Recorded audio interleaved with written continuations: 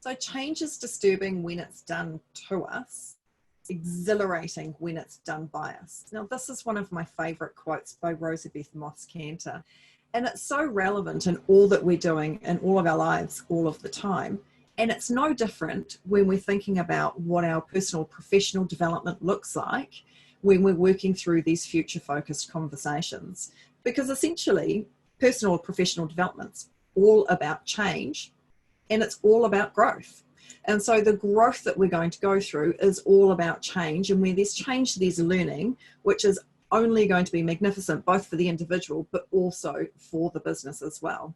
So welcome to part 3 of our 3-part series around future focused conversations. And today we're going to be talking through how to incorporate the development plan into the conversation. And now development's often the part that's left out in the conversations. We're so busy looking at what did happen, setting up the goals, that we forget to ask the question around what's needed to achieve those goals. And so it's really important that we ensure that there's really great structure around what development looks like. It's relatable for the individual. They see value in that part of the conversation, and it enables them to achieve those all-important goals that have been set up for them in the previous conversation. It's really funny, Sarah, as you were just talking, what I actually pictured as you were talking so often, isn't it? And when people are having the old archaic performance reviews, it's like, okay, we're going to put you on this training, and it's this box, that everybody goes through, and it's more tick the box. It's like throwing paint at a wall and hoping something sticks. In our future forward conversation framework, what our development plan is all about is 100% tailored to that person, so that they get that growth, they get that sense of winning, and they absolutely knock out of the park the goals that they were set out to achieve, that you collaborated with them to create. And wow, if we want optimal performance, that's what we want to look at. Now, to be able to get those results, you can't just focus on what they're not doing well in a development plan. So often development plans, when Sarah and I look at them, are focused on areas the person isn't passionate about and the areas that they're weak in. Now, how motivating, if you think for a moment, if you're only ever working on developing areas you're not passionate about or you're not good at, really? Are you going to be motivated to learn? No. And you're going to love learning? No. Are you going to be self-directed in your learning? No. But let's flip that around, and let's this time focus on how do we capitalize and grow our strengths. Look at top sports players. I know I keep going back there, but a sports player is in a role, they're in a role that they're great at, and they're always developing and really maintaining an upward trajectory of learning and strengthening and leveraging those strengths. So in our development plans, in our future focused conversation framework, we really want you to spotlight the person's strength. Make sure there's some goals in there, development goals, that is all about optimizing those strengths. And of course, you need areas where they might not be quite so passionate about, that they need to improve. Absolutely include those, but don't let them dominate. The other thing that I just want to take you through very quickly is also make sure there's variety in there. And what happens, we've all heard the phrase work-life balance. I hate that phrase. And the reason I hate that phrase is, isn't it just life balance? Because our job is a big part of our life. So it should just be life balance. That's what I love anyway. And so the same thing with learning. Shouldn't it just be life learning? So often the skills that we're learning and we're growing and we're absorbing and everything in our day-to-day life, we can apply to work, and what we're learning at work, we can apply. So remembering you have your technical craft-based learning, your technical skills, but you've also got your life and your people skills, which is all about your own personal development.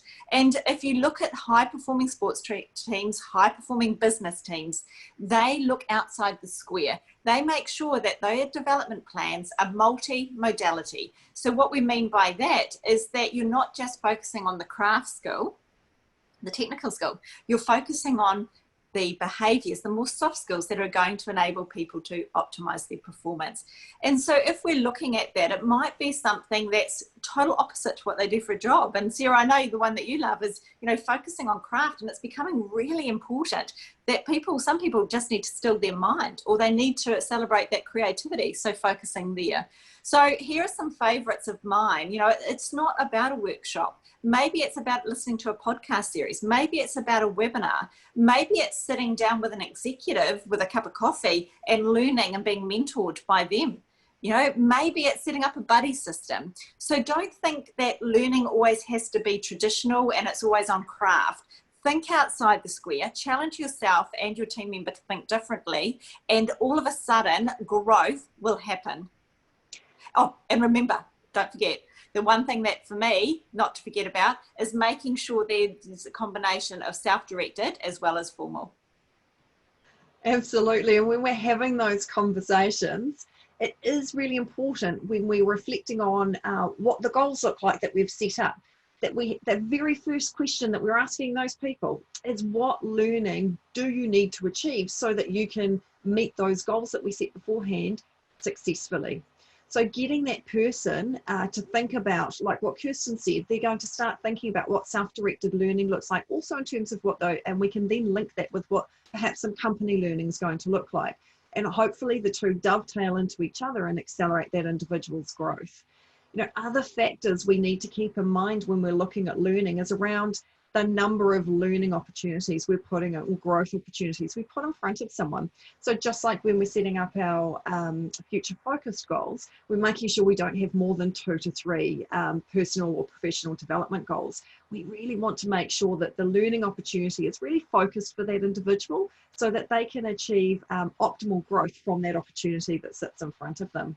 We've got to be really mindful around the timing of it. We need to make sure that the timing sits alongside perhaps whatever some goals are that are sitting within the workplace, and then that links really nicely to the duration. So sometimes we've got somebody doing some tertiary study. We need to be mindful that perhaps the learning is going to be an evolution, not a revolution.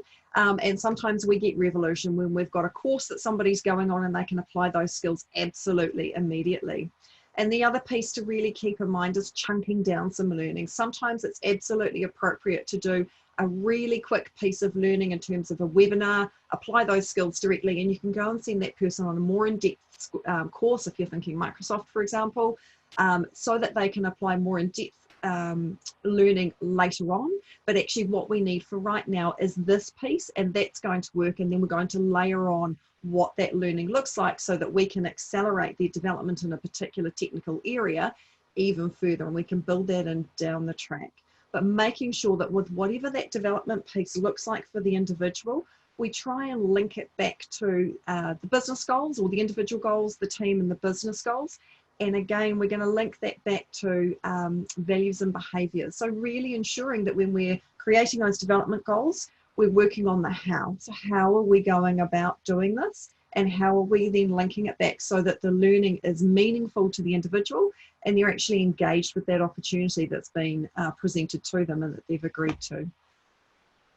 So there you have it, the development plan piece of our Future Forward conversation framework. We kicked it off 3 weeks ago, and we looked at part 1, we looked at debriefing, we looked at the importance of really setting a scene of where we currently, by looking back very briefly on what worked, what didn't work, and what needs to improve. We then went through into part 2 last week, which was focused, of course, on goal setting and making sure we've got that beautiful clarity, focus, and connection and buy-in and momentum. And then, of course, today we're finishing off with making sure we've got a development plan that leverages strength, it capitalizes and improves the gap for learning in multiple different ways. We really hope this Future Forward conversation framework is useful to you. If you use this framework, you will get growth, you will get culture lift, and you will be able to include your values, your behaviours, and your vision into it for a really robust, tailored system. Hope you found it really beneficial. Go away, implement as much as you can, and let Sarah and I know if you've got any questions.